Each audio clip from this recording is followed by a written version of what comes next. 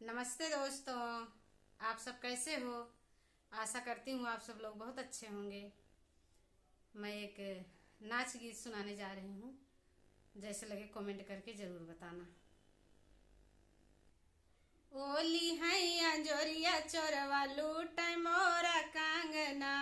ओली हैया जोरिया चोरवा लूट मोरा कांगना।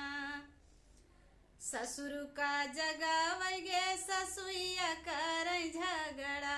ससुर का जगावै गे ससुइया कर झगड़ा।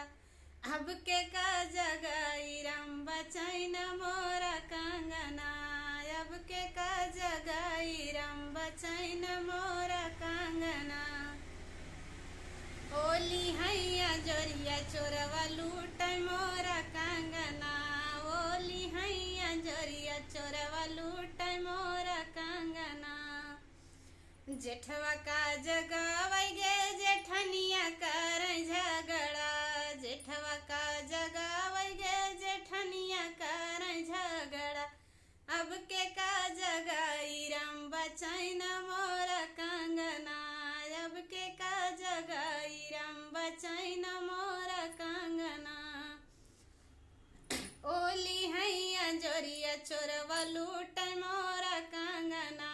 ओली हैया जोरिया चोरवा लूट मोरा कांगना।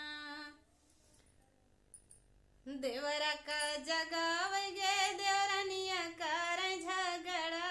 देवरा का जगावै गे देवरनिया कर झगड़ा। अब के का जगाई राम बचैन मोरा कांगना। अब के का जगाई राम बचैन मोरा कांगना।